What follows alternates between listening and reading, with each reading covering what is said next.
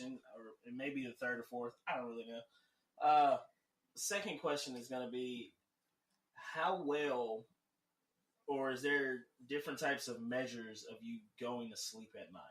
Like, because I know with my girlfriend, she can't go to bed unless I'm in the bed and she, feels around and actually feels a body there. Me, I can go to sleep anywhere. I don't really care if my girlfriend's next to me or not. I just go to bed because to me, sleep is my personal time. So, how as a military wife, how does sleep?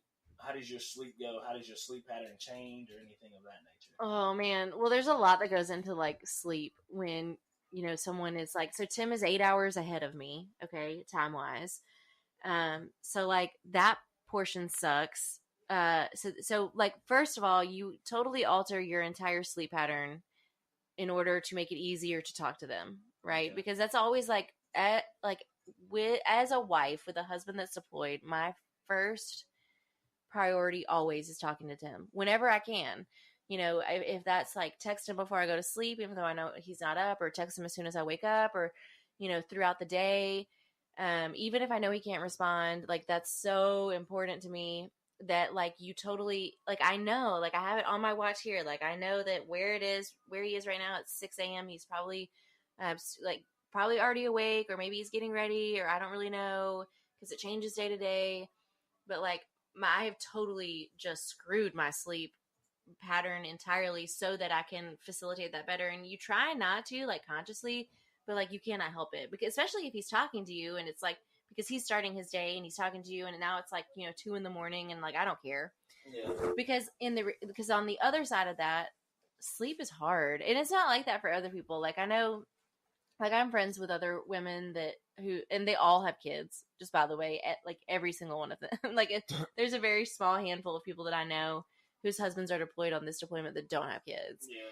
And so I know that for them, it's really hard too, because like their kids are more likely to come get in the bed with them and they're less likely to say no. And that makes it sometimes harder when dad gets home. But for me, it's like my dogs are in the bed, like all 17 of them. I'm just kidding. I have 3, but I board a lot. So like last night I had 4 dogs in the bed with me and 2 cats because the third cat won't sleep with me. So like, that's pretty much the only way I get sleep. I had to be like really, really exhausted, and then it's still kind of a fitful sleep. I mean, sleep sucks. It's been very hard because of the time difference and because I want to talk to him, and because it's just like, man.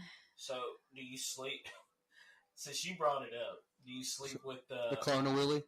We're gonna call it a Bob. Do you sleep with Bob? Why? No, we call it a Tiny Tim. Okay, do you sleep with TT in the bed with you? No, that's weird. Like you can't snuggle up with silicone. That's weird. I mean, you can put it in some shorts. Kind of awkward. You can get you a big body pillow. Put some shorts on the body pillow and tape it in that region, and then you can be like, "Ooh, okay." You might be setting me up for like lowered expectations, because like Tim is a beast. Like, don't get me wrong, he is a hard charger, but he is not always a hard charger. Okay, like 24/7. Right. But no, it's more like a warm body. Like, you know what I really miss?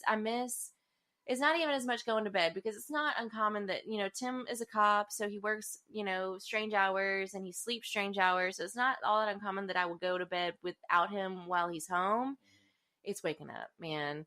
Like waking up and rolling over and like reaching for the other side. Yeah, and him not being there. And we like literally just talked about this the other day. Like, man, I really miss like fucking with you, waking up. Like, I miss messing with you when we get up, and naps and stuff like that. I miss that stuff so much, and it's hard, and it makes it harder to wake up too, because it's like, oh my god, like I have to start another day like kind of without that, and it's difficult. But he was like, yeah, I miss that too, and I was like, what? That's crazy, because like, you hated that when you were here. And see, honestly, I feel like coming from a guy's perspective about that, as guys, a lot of guys don't have that type of emotions. Like a female, you're saying, oh, I miss those things. On our behalf, it's more like, all right, whatever. Yeah, because we're basically the same person. I mean, yeah, it's one of those, yeah, you miss it. I'm going to say I miss it too, in a way, so to make you feel better. But deep down inside, yeah, we miss it. But then at the same time, we're just going to be a hard ass and we're like, yeah, it was cool. right. I think he misses being home. I mean, and I think the things that he said, like, tells me that he misses, I think he does. I mean, you know, there are probably things, like, I just miss the help. Like, you know how fucking hard it is to get out the door and open up a jar of pickles on time. I can open my own damn jar of pickles, TC. I swear to God. No, like, it's, I mean, damn pickles. Yeah, like, it's every time. It's just like, you know, and it's like weird because, you know, and I'm sure that, like, there's, and this is like a huge debate with like military wives in general, is like, is it harder to do deployment with kids or without kids, right? And like, it's like the dumbest, it's the dumbest Facebook group ever, post ever, that, and I hate it because it's like they are both difficult, and they're both difficult. I mean, at the end of the day, but like, I posted something, like someone posted, like, there's a military wives group, which I really don't like. I detest. It's the worst ever. But someone posted, like, you know, it just became a debate about what is harder, like with kids or without kids. And I posted, like, it literally happened that morning. So I posted a comment and I was like, well, this morning I was on track to get out of the house on time, to work on time. I just made the bed. I was ready to walk out the door. I put the dogs up, and then Ryder, one of my 3 dogs, the biggest of my 3 dogs, vomited from it all over the bed, onto the carpet, onto the dog bed. It got in between the side rails and the mattress. I mean, everywhere. And he's done that before. That's not the first time he's done that. The other time it was all the way up the stairs. And that's a full human. That ain't no dog. That's a human. Yeah, no, it was bad. So he threw up everywhere. And then as I'm trying to go get stuff to clean it up, I have to like keep my other 2 dogs from eating it. So I said, so I gave him the whole story, and I was like, so until you have to tell your kids to stop eating your other kids' vomit, I don't want to hear it, you know?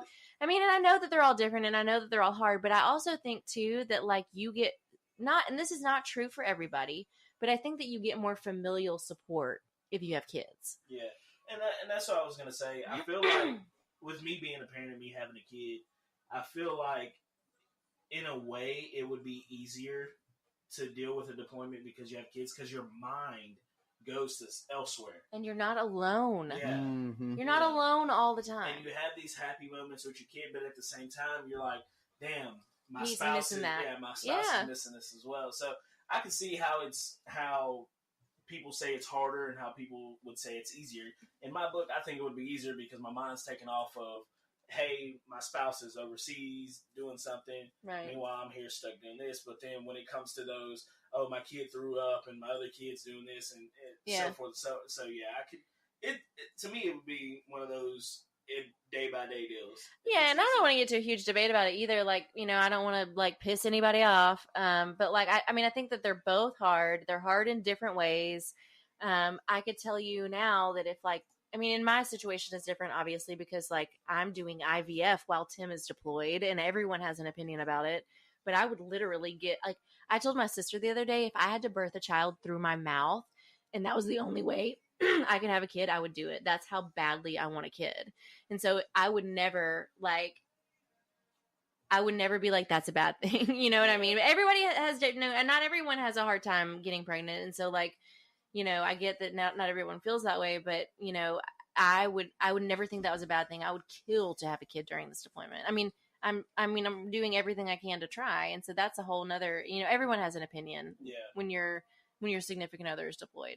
Everybody has an opinion because nobody's done it. Well, even people who have done it have opinions. So this is how I did it, and it worked this way, so you should do it this way. Yeah. Well, I feel like I hate opinions, which I have them, I give them, and sometimes I shut my mouth and let you figure it out your damn self. Right. Because an opinion is just like an asshole. Everybody has one. So and everyone stinks. Yeah, like it's always one person's opinion is better than the other. Your facts are wrong versus my facts. Your opinion's worse against mine. And it's just an ongoing battle. Nobody in today's world, nobody can just come to a conclusion of like, okay, let's try it versus do it. Right. Can we it's one of those like, can we just try this out for a little while and see how it goes versus, hey, you need to just go ahead and fucking do this and be done with it. So I can see where that, you know, I can see where the Facebook group plays into play. If it was me, Facebook group I wouldn't be involved in because a lot of people give their outlook on it versus having an in look on it and seeing how it's really, me giving an opinion, how would that actually affect that person versus how it affected me? Is it going to be different because that person's not me? Right. And honestly, and that was in the very beginning of the whole thing. And I think that I definitely try and stay away from it. In fact, I don't even get notifications from that group anymore. But it's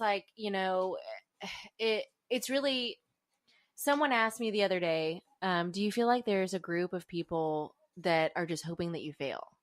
Everybody. No, and There's I said, always a group of people like well, that. yeah, no, I said, absolutely. It's military wives. No.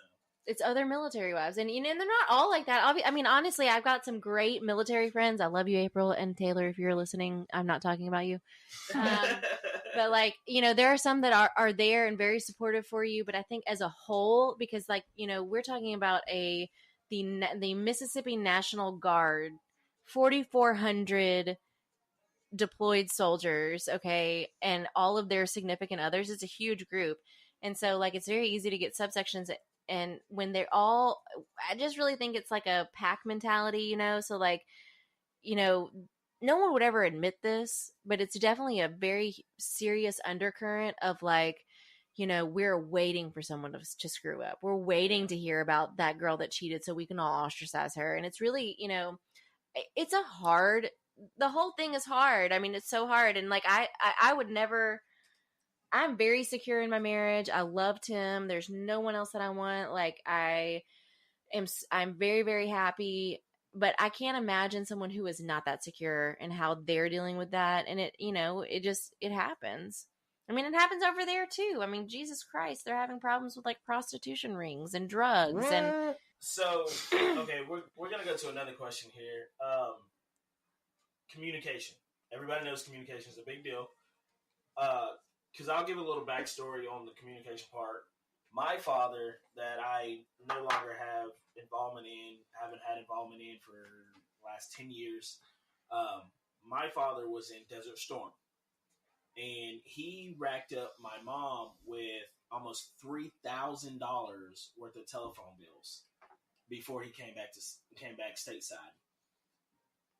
With today's technology, I don't think that's a big deal, but how do y'all keep in communication as far as just day-to-day talk, day-to-day conversations, and all the way up to who the fuck's gonna pay the light bill this month? That is such a good question, because it's such a strange dichotomy with all of that, because you can't some people can talk every day, and some weeks you can talk every day, and sometimes you can't, right? And my aunt, my granddad was in the Navy, okay, when there were not cell phones. Yeah. And they had to write letters, and my grandmother had 5 kids, and so he'd come home from deployment and she'd get pregnant, and then he'd go back out on deployment, you know what I mean? And so it happened 5 times. And so my aunt was like, it's really not that bad, Katie, because they had to do that. And I'm like, well, it's not really the same, because they would, that was what was available. That was the cell phone of the day, is letters. And so it's just, you can't compare something that they didn't even know existed. Right. Yeah. And so now that technology exists now, and there's cell phones, your expectation is a little higher, because it can be. Yeah. And so we don't get to talk every day, but we do get to talk very often, and a lot more often than, somebody that is deployed to Syria or something like that, where there's not a lot of cell phone things, and they have a lot of technology now that you can use. And we do get to talk often as compared to the normal deployment, I think. And I love it, because my love language is words of affirmation and physical touch, right? So I'm getting at least half of that. Yeah. And so I'm very happy with it. When we do argue, it's about that. I want to talk more, and he's like, we just need to talk about the essentials, or you should just be really happy whenever you talk to me. And anytime that we have argued, it has been about the quality of communication, right? He's being a man versus being the sensitive teddy bear that you want him to be. Well, sometimes I need him to be that way, and sometimes he needs me to not be that way. And we've gotten a lot better as time's gone on. I mean, he's been gone for 6 months now, So like we've gotten a lot better, and we didn't argue a lot in the beginning, but we did butt heads